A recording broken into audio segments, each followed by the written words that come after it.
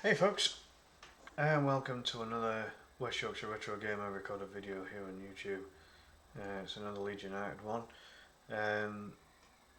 I just wanted to have a little talk about what I think the squad is going to look like without any new loan players and without the players that I think could leave by the time the new season starts, or certainly by the time the summer transfer window shuts.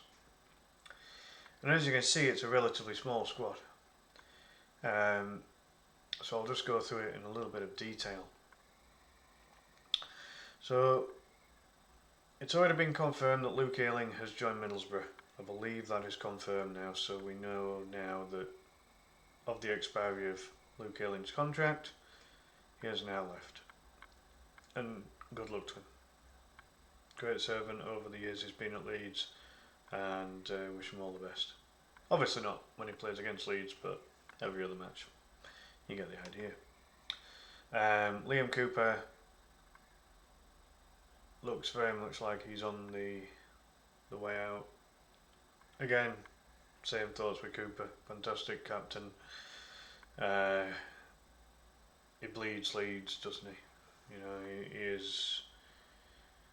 he is the modern day role model, you know, for Leeds United. So if it is confirmed that Liam Cooper leaves, then again he'll leave with all the admiration in the world, and you know, as far as I'm concerned, he'll always be welcome back at Leeds in some kind of capacity.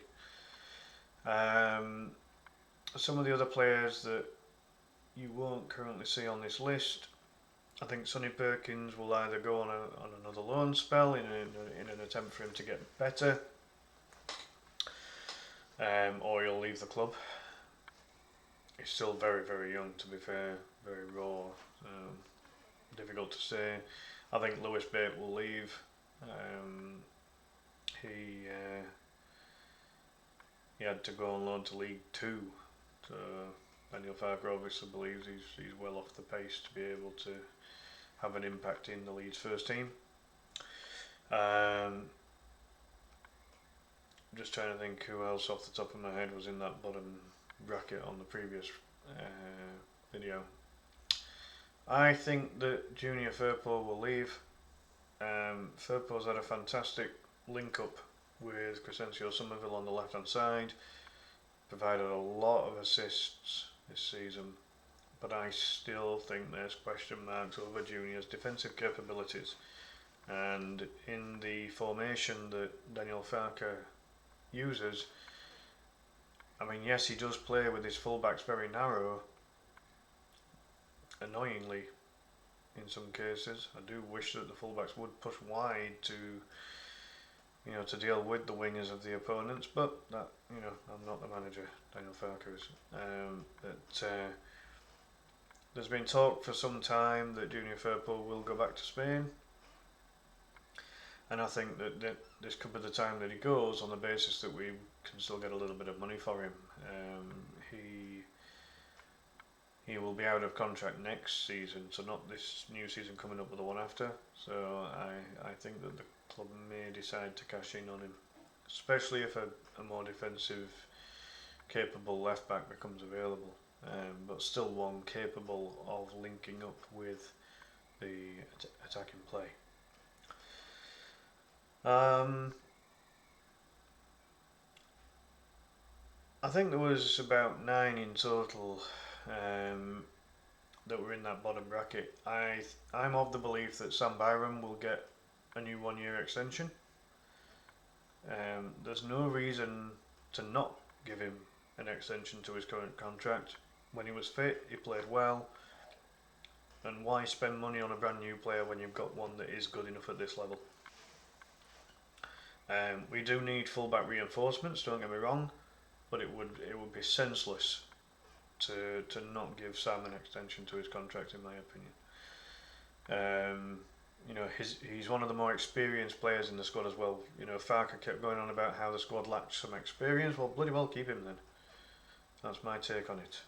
So simply put, offer Sam Byram at least a new 1-year deal. He was fit enough for half the season, which was probably a good dozen games more than we thought he might play. So I think he's worth keeping. Although Carl Darlow was not in the bottom bracket, it's questionable as to whether Darlow stays, because I believe Melier will stay, and Darlow won't get first team games. So that's entirely up to him. In terms of our other goalkeeper, Chris Klassen, he was in that bottom bracket. I believe his contract runs out. I think he might just get going another year. He'll not be guaranteed first team games, but he's still young enough. He's the same age as Melier, so he's still got time to try and prove himself at this level. Whereas obviously Darlow's at an age where he needs to be playing first team football, unless he is happy to sit on a bench. And again, by giving another another extension to the deal, or a new 1 or 2 year deal to Klassen, it's an option where the club doesn't have to spend vast amounts of money to have the relevant depth. We can then focus our efforts with the money we do have available onto more important targets than backup goalkeepers, in my opinion. So that's my take on the goalkeeper situation. Jamie Shackleton, he was one of the others that was in that bottom bracket for contracts running out. I would offer the kid a new contract. I know he's at the older end of the kid stage in terms of age, but I don't know, there's just something about Shackleton that makes me think that he could be a good player for us. Not necessarily starting every week, but his versatility, he is in slightly lesser ways a similar version to Stuart Dallas in terms of that versatility. That with Shackleton you'll get 100% effort, and you'll get a player who will literally play in almost any position for Leeds, just so that he can represent the club and give his all to the club. So for me, again, it's a no-brainer. Keep him on. He's still a good age, and the squad players don't need to be on huge contracts. Shackleton won't be on a big contract, so again, it just seems. I'd like him to finish. If he is to finish at Leeds at some point, I want him to finish on a good note as well. The poor kid's been struggling with injuries and illnesses this season. I think a fully fit Jamie Shackleton provides a very good squad player. And in this league, we've proven over the 46 games of the last season just gone, you need a squad.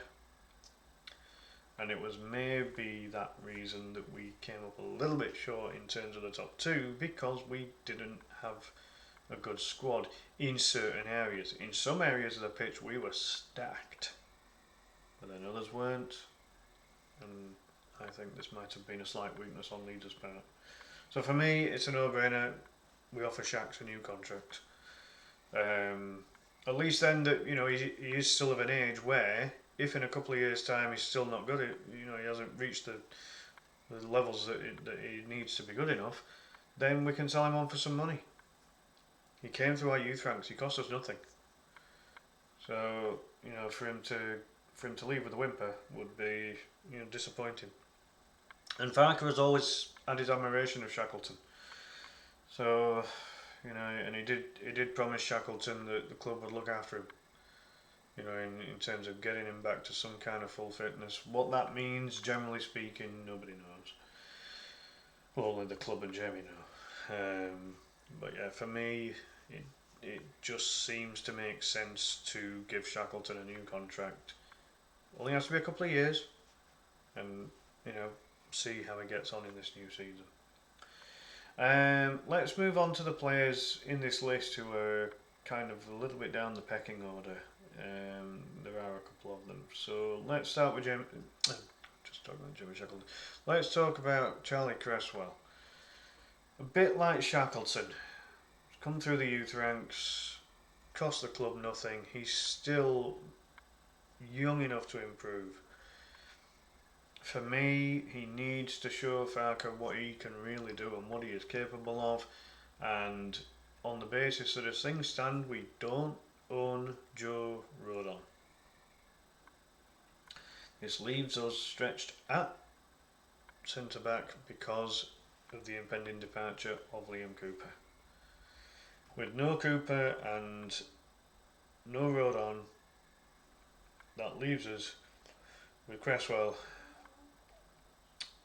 with Strauch, who, when he's fit, very good player at this level, but we've got to get him fit in this pre-season. Vital for me, because as good a moments as Ethan Ampadu had in defence, I feel Ampadu's strongest position is midfield.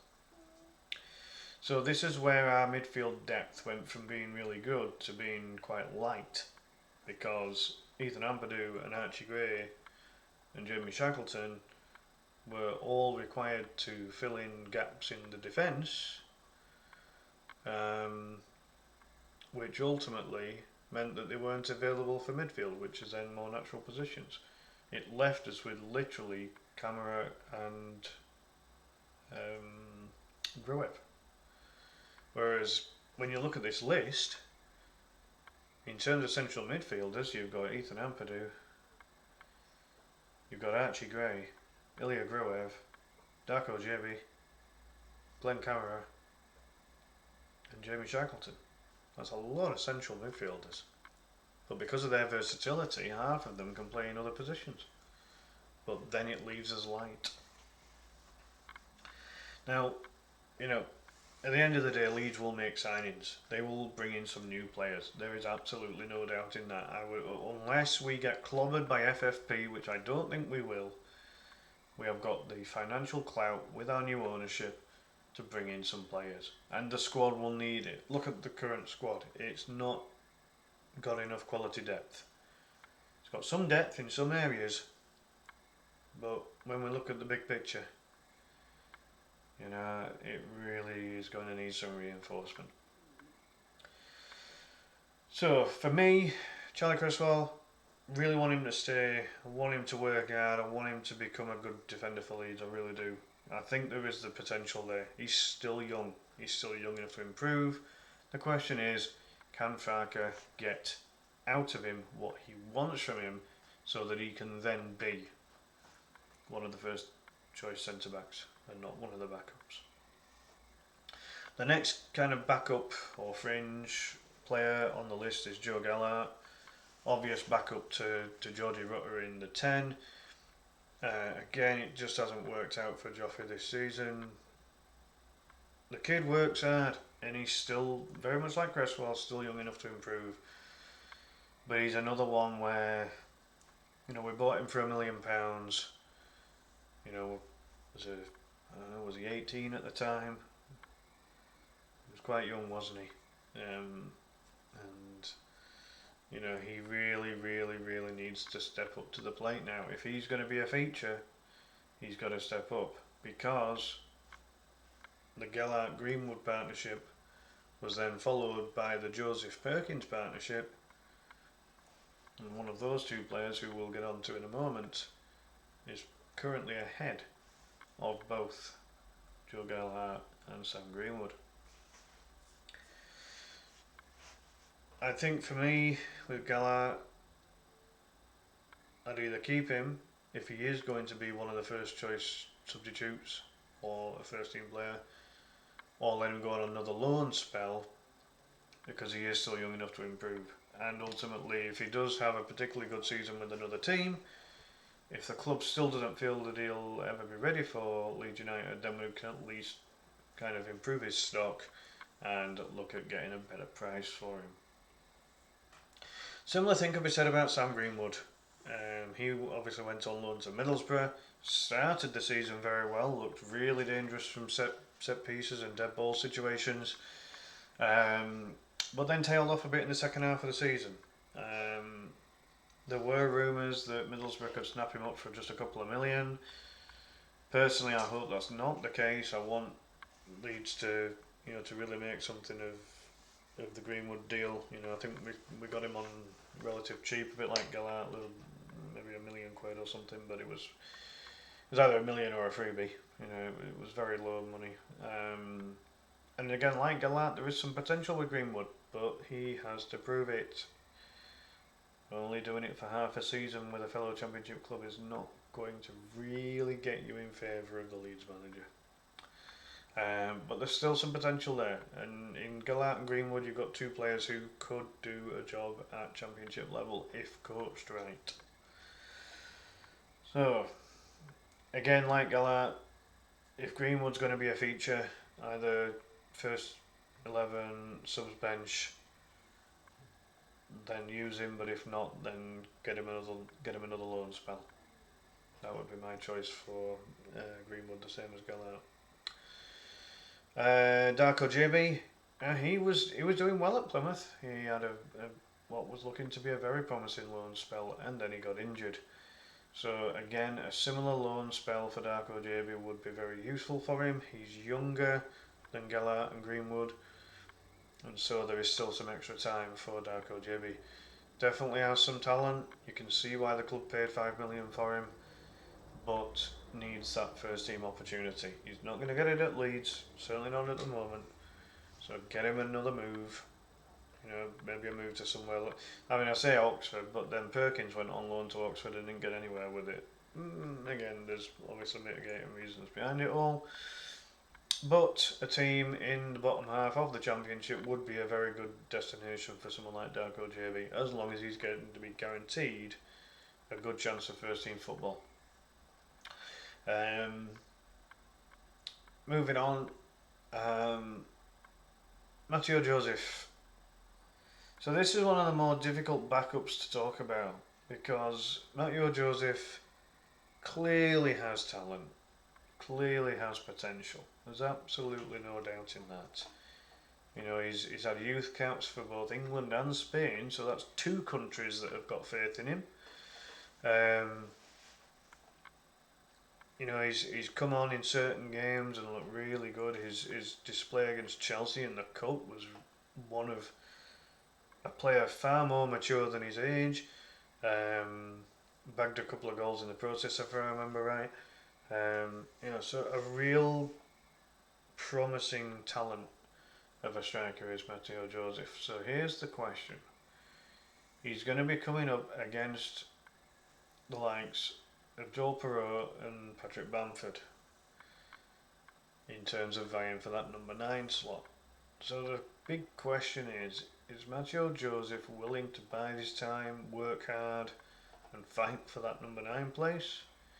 Bearing in mind that the club may look to get an upgrade on our number 9 position. So this is going to be a case of Matteo Joseph finding out whereabouts in the squad is he in terms of the club's strikers or forward players.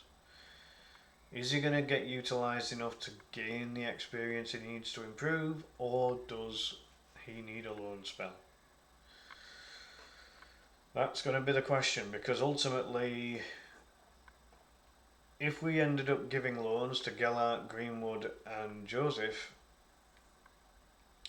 the mantle then is on Bamford, Perreault and at least 2 players that would then be signed to help with the number 9 and number 10 positions in the team. So for me, I'd keep Joseph, but it's a case of how much game time is he going to get, because I still feel that with Patrick Bamford up front, I know he's not the most consistent goal scorer, but he brings everybody else into the mix. And it's so vital to how Farke has his team playing. And then Perreault, a much more natural finisher than Bamford, there's no doubt about that. But does Perreault give enough of everything else? I said it on one of my previous videos. If you had a little bit of Joseph, a little bit of Perreault and a little bit of Bamford, and you put them all into one striker, then that on paper is the best striker in the Championship, because it'd have a little bit of everything, a little bit of pace, a little bit of neat and tidy footwork, strong, wins aerial battles, holds up the ball, a good finisher, all the traits that a good striker is looking for. It's all what managers look for in a good striker. But we don't have that. We don't have that luxury, and so therefore we have the 3 separated and very much individual.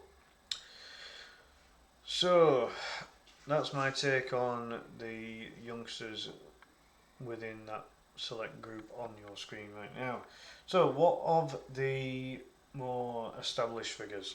Ampadu, he ain't going anywhere. He covered as covered as team captain in the absence of Pascal Strauch and any absence of Liam Cooper, who for the most part was on the bench. Bought for 6 million with potential add-ons rising to whatever it is if we get promoted, and played virtually every game, if not every game. Just too important to the Farkas system. Ampadu's not going anywhere. He is versatile in both midfield and defence. He simply is not going to be sold. Bamford. A couple of factors here. Fitness, wages. His wages are still one of the highest at the club, and ultimately, if the club are to bring in some reinforcements of some top Championship and maybe even lower Premier League end quality,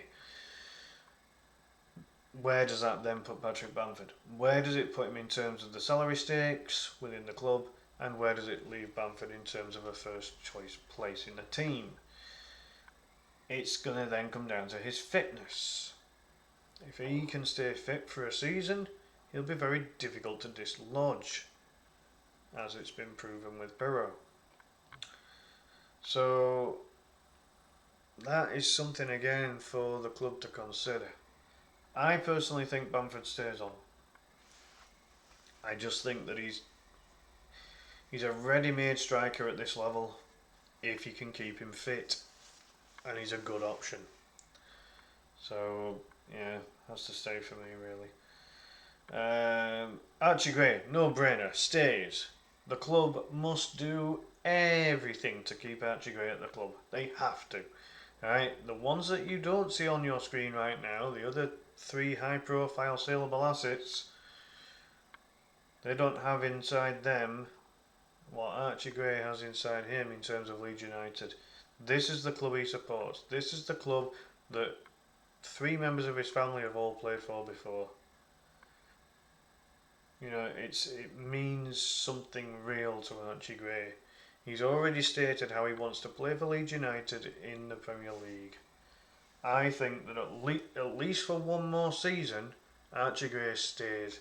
His importance is invaluable. His versatility is really useful, playing at fullback and centre midfield. His intelligence on the pitch for a player of his age. It's the intelligence of someone a good half a dozen years older. A player that's in their prime, mid to late 20s. Archie Gray is still a teenager, but just plays with such maturity, such calmness on the ball. When he's playing at fullback and he's getting attacked by the opposition winger, he don't care. He stays calm, makes the right turn, gets away from his man, and then plays the pass. He reads the game very well and for the most part gets the basics right. And the reason that the best players in the world are the best players in the world is because at a young age they got the basics right.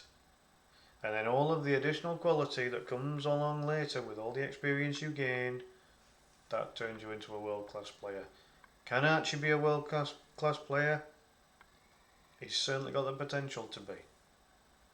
Certainly got the potential to be. With everything he's got right now, if he's coached right and if he gains all the right experiences, there is no reason why Archie Gray can't reach the top. And I would love it to be with Leeds United. And I think he would love it to be with Leeds United. So it's a no-brainer. Even if we get stupid money, if someone comes in with a 50 million bid, I don't care. Reject it. The club doesn't need to sell Archie Gray for 50 million because in half a dozen seasons' time he could be worth double that. The going rate for versatile midfielders, it'd be double that. So don't go accepting silly money. Like, if we get maybe 100 million just for Gray, and we know the vultures are sniffing, so they might some club might offer 100 million for Archie and his brother Harry. as a combination. I would, like, the fan in me says reject it, but then if I was on the business side of it, 100 million for two teenagers, you know, the club would have to have a look at that. But I don't see either Archie or his brother Harry requesting moves away from the club. Not now. If both of those brothers reach 20, fine. Get yourself your big move. But whilst they're still teenagers, they're at the best club that they can possibly learn off, and the club is in their veins. It runs through them. So for me, Archie stays regardless of what comes through. Gruev got better as the season went on. He is very much a defensive midfielder, and that's all he is. But he's a good one. Not afraid to put in a nice crunchy tackle.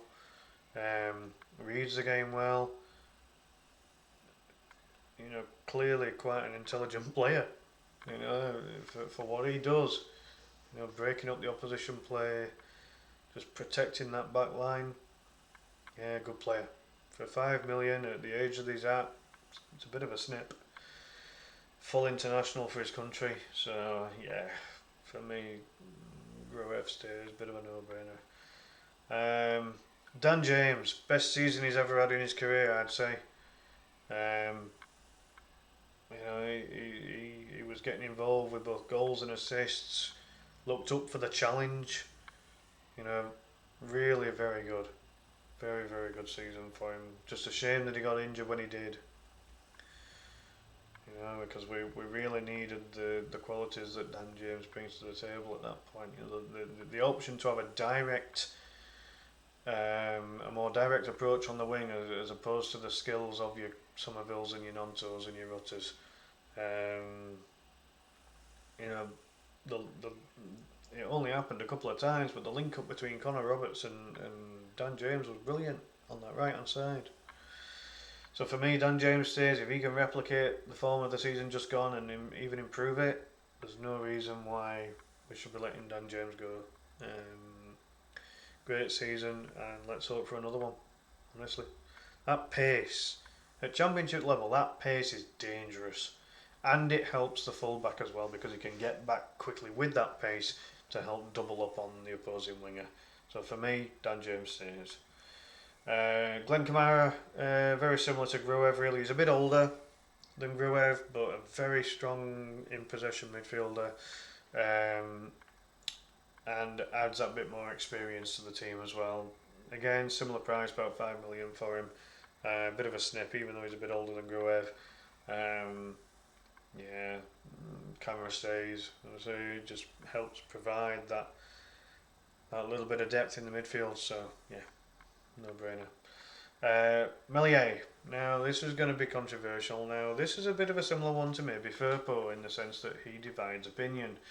Now I've put it on here that Firpo will not stay. I think Meslier will. He's playing first team games at a good level. He knows himself he will get to play in the Premier League again. I am certain of it. And if he doesn't, he'll get a move to, one of the top French teams, or maybe one of the top other, one of the other European teams.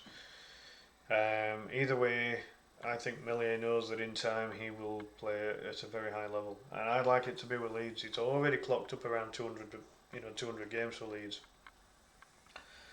At the age of just 23, for a goalkeeper, that's a fantastic return, really.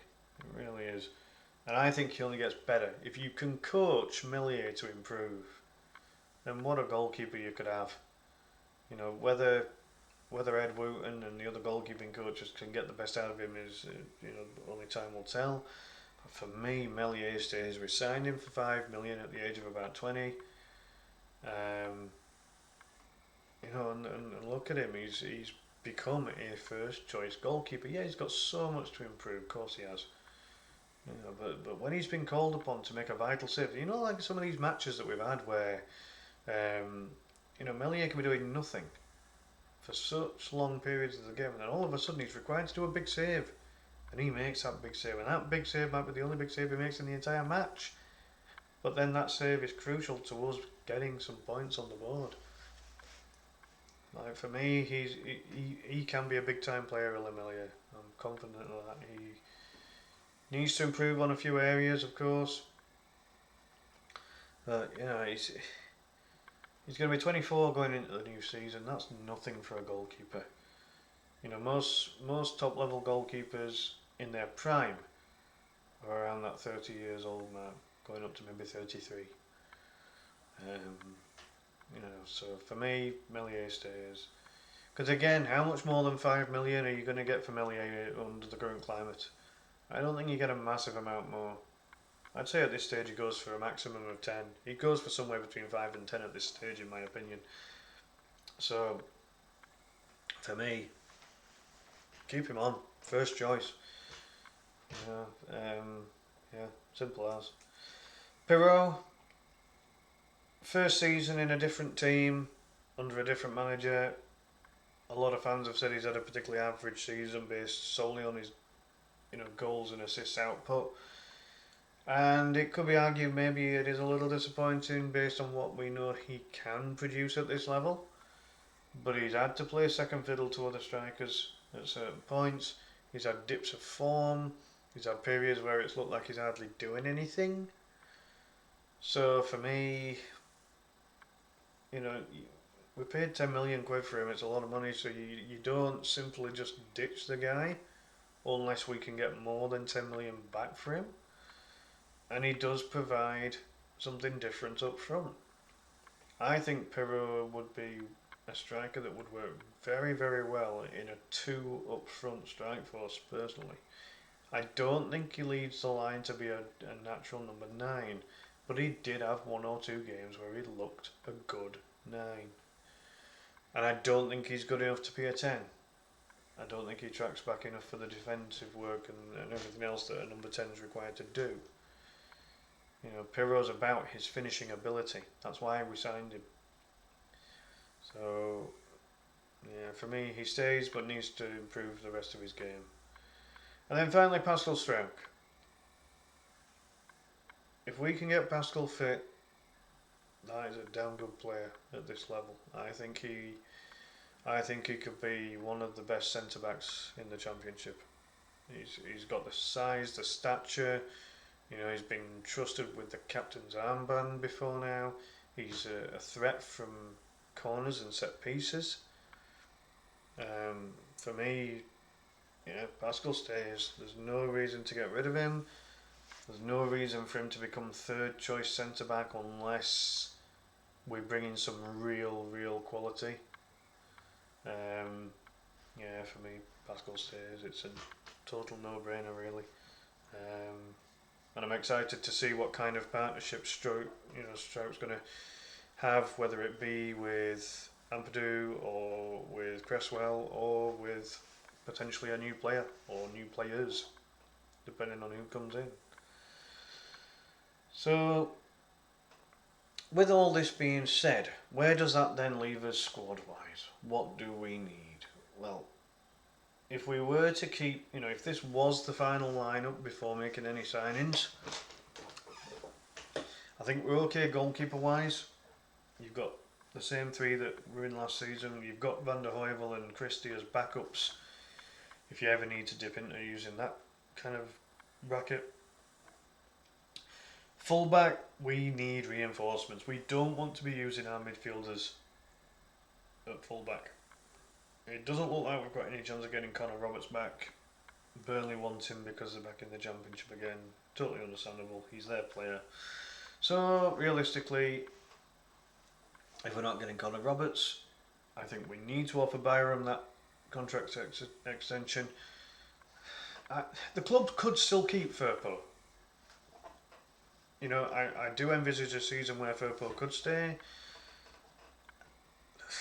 And I just feel that because as you can clearly see, I don't see Somerville staying, and he would then have to create a partnership with a brand new player. And the question is, how long is it going to take for Firpo to learn that chemistry with that new player. I just feel if Firpo leaves, and that literally in terms of natural fullbacks leaves us with just Sam Byram, who again is out of contract at this moment, or will be. So fullback, massive priority, both sides for me. We need a left back, we need a right back. So we need two of them in minimum, one for each side, with Byram then being versatile enough to cover both sides if either of them become unavailable. That's the minimum. And then after that you've got Gray and Shackleton, who can cover, again, either side at fullback. But ideally you don't want those two playing at fullback because they are better in midfield. Centre-backs, as I say, we really want to be seeing the likes of Ampadu push back into midfield. I feel he's better in midfield than he is in defence. So, you know, if we're able to do that, so if we do get some more centre-backs into the club, you know, I think it's vital. You know, Strauch and Cresswell for me could be a fantastic partnership at this level. But what chance is there that ends up being the partnership? And if we don't get rode on, again, we have to be looking into other players. Partnerships then have to be formed quickly. So again, for me, it's a case of yes, we need some centre back reinforcement, and we can drop Ampadu back into defence. But do we really want to have to do that? That's the question. That's the question for the club. That's the question for Farker. Does he really want to have to utilise that? So for me, it's full-backs, one of each. Centre-backs, at least one. At least one. If not two. Moving on to midfield. If we were keeping all of these, and bearing in mind that the likes of JB is probably still going to be looking at a low move away because he's really not going to get ahead of, Ampadu, Camara, Gruev and Gray. That's too many midfield players ahead of JB. So I think JB will go out on loan. And then, as I say, if and you've got Shackleton as well. So like with all of these midfield options, it makes sense with JB still being a teenager to go out and have a loan spell. And especially on the basis that we might just go and get another midfielder. However, I don't necessarily think that we need a midfielder that can do the job that most of our midfielders have done this season. If we are going to get a midfielder, we need a midfielder with a bit more attacking intent. So one that, a midfielder that can chip in with, say, 5 goals and 5 assists, or maybe even more than that. Over the course of the season, someone that really can help out the front boys. The front boys have been really, really good in so many spells of the season. This season just gone, but we haven't scored any goals from the midfield players, bar Gruev, who scored a free kick. But in terms of goals from open play, we haven't had any. So this is something that Farker's going to have a think about. Does he need goals from midfield? Is he content with having it shared out between 4, 5, 6 players that all play in those front positions? I don't know. Time will tell. So if we get the defensive reinforcements, I don't think we need. We certainly don't need a DCM. We don't need a defensive central midfielder. Maybe a more dynamic one that can play as a 10 or an 8, as opposed to a 6. Would not be sniffed at. But I think maybe just one of those would be fine. I think I think Camara could possibly do more of an 8 job as opposed to a 6 job. I think Archie Gray certainly could. So I think maybe just one that's a bit more proven. One that's a bit more proven to be a more forward-thinking 8, borderline 10. That can definitely chip in with some goals and assists. But I think we'd be okay with just one. So like a playmaker, almost, but a bit more midfieldish than a playmaker. Playmaker these days is like a number 10, really, isn't it? So in terms of the front bunch, so this is where we're going to have to get some major quality reinforcements, because I don't think we're keeping Somerville, I don't think we're keeping Nonto, and I don't think we're keeping Rutter. I think that Somerville, Nonto and Rutter, those three will be sold for a combined £100 million. And if that's the case, then we need to be looking at some reinforcements. So, who do we target? I think Gabriel Sara at Norwich is a possibility. He's a good age, about 24 years old, he'll be 25 going into the new season. He's proven before that he can chip in with goals and assists, skillful player.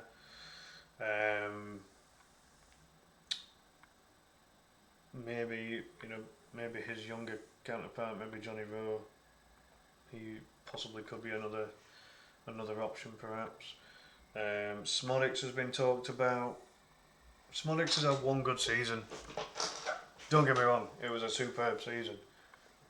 And with better players around him, could he do even better? But yeah, it begs the question, why has it only just come to fruition now for Smodics?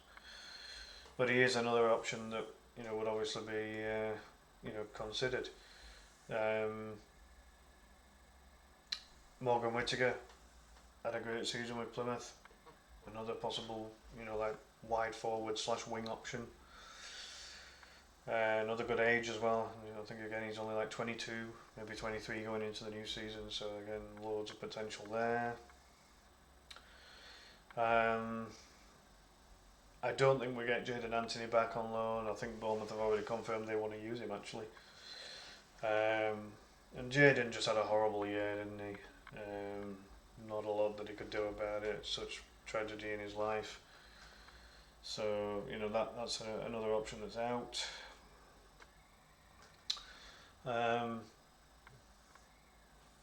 Just trying to think of some of the other players that have kind of excelled in those front areas at championship level. Adam Armstrong, is he going to be a first team regular in the Premier League with Southampton? If not, he might be one that we splash the cash on and bring him back down to the Championship, where we know that he's a proven player. But again, like Smodics, he's kind of in his late 20s. He's not, he's not the 22, 23-year-old that we all kind of remember Armstrong being.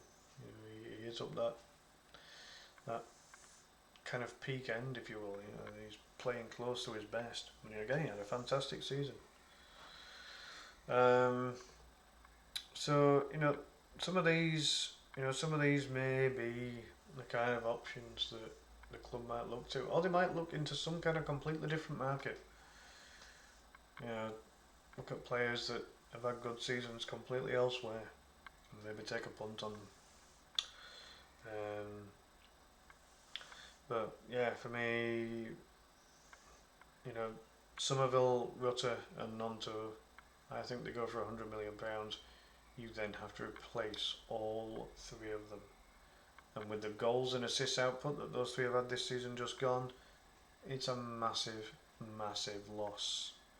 I mean, if you take those players out now, like with the players that we currently have in that list right now, you're looking at Melier in goal,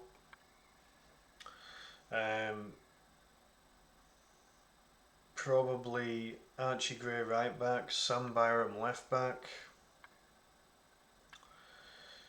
You might be looking at Ampadu, Gruev, or Camera in that midfield area, which then would probably be Strauch and Cresswell at centre back. Obviously Ampadu is another centre back option. Midfield, as I say, you've got those ones that we've just mentioned. And then playing out wide, I mean, you could even save Shackleton as a potential winger.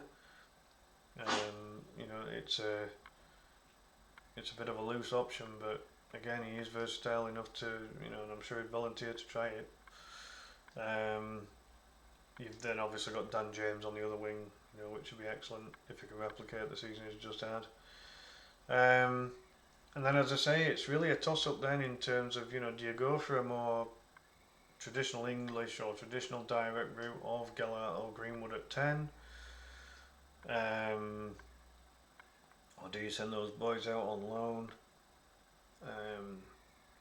Do you try Matteo Joseph in the 10? Or have Pirro in the 10? Personally, I don't like those options. You're talking about strikers there, you're not talking about 10s, you're talking about 9s. So we definitely need reinforcement for the wings and the number 10 position. So we're probably looking at least 4 players in those areas, maybe 5. Central midfield, as I say, you need to look for someone that's a little bit more forward thinking. There's rumours of Ayo Tanaka, the Japan international, who is capable of some goals and assists. That is one of the latest rumours that's come up. But again, he's completely unproven at this level. I mean, do you try and prize Gustavo Hema away from Sheffield United? He's had an awful season with them. But at this level, he's very capable.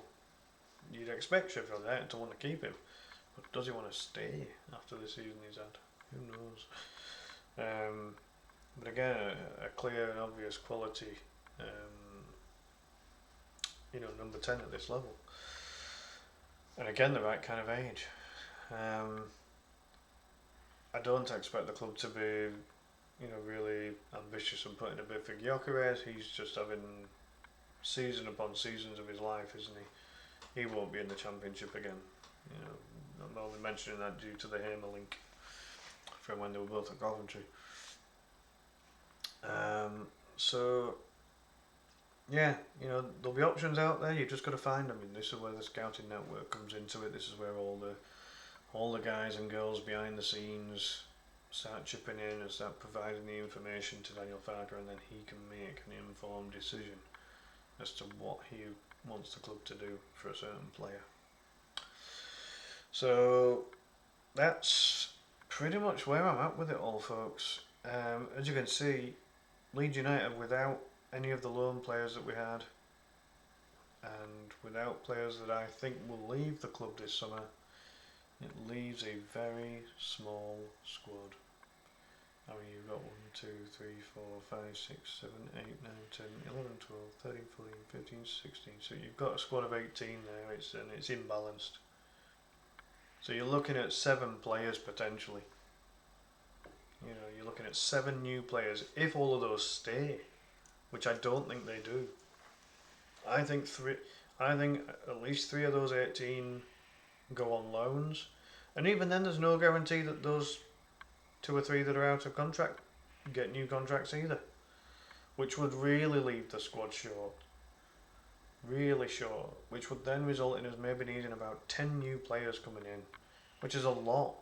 I mean, yes, maybe the squad does need a virtual rebuild, but this is a squad that just hit 90 points, and we're only a couple of wins away from automatic promotion. I don't want to see the squad broken up. I think the squad has done very well in terms of its unity and people just really clubbing together. I know they had a couple of wobbles in the playoffs, and it's the playoffs, isn't it? What are you going to do? And this season we don't have to worry about Southampton, the one team that has been a thorn in Leeds' side this last season, just gone. So they're gone. Alright, we get the likes of Burnley and Derby coming back into the bloody mix, but neither of those are Southampton. I truly believe if we keep all of the ones that are on screen right now and build on this, get better players in. Farke doesn't always seem to trust his bench, which is why I think he leaves it so late before bringing substitutes on. So my take is, if Daniel Farke doesn't trust his bench, obviously puts them on the bench regardless so that he's got some kind of backup, then he needs to use these players. And if he doesn't trust them, then we need new players that he does trust to come in at the first 11, and then some of these others drop down to the bench. As long as we've got a good squad going into the new season, I will be confident that we can get top 2. But we are clearly clearly going to need some reinforcements in some very key specific areas as well. It's not just a case of buying a whole new 11, albeit if you did do, I guess, that new 11, could be moulded into a proper 11 and then you see what happens. But I don't think it'll go that far. I think the squad will be pretty settled with who they've got there, and they will just need to add some players here and there, and hopefully all of the primary targets that the club have are all signed by the end of this summer transfer window, and that way then Farker has got the chance to work these players into what he wants and then go from there. But it's going to be a huge summer ahead, folks, so keep an eye out on things. We have confirmed a friendly that's going to be against Valencia at Ellen Road. I think it's in early August, so that should be an interesting game. Obviously keep your eyes out for tickets on that. I will be. I would love to go to that match if it's available, because I think it'd be very interesting to see how the squad's shaping up by then, because I believe that's literally a week before the season starts. So I'd be very, very interested to see what the squad's looking like by then, and it's a good opportunity to see any new players in action. You always hope that the new players get a look in a pre-season friendly. So yeah, there we go, folks.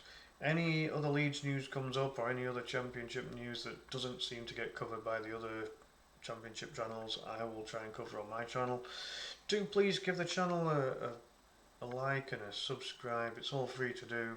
And as well as the football content, there's obviously the video game streams. There's going to be a video game stream happening tonight, all being well. So keep an eye out for that if that's the kind of thing you're into.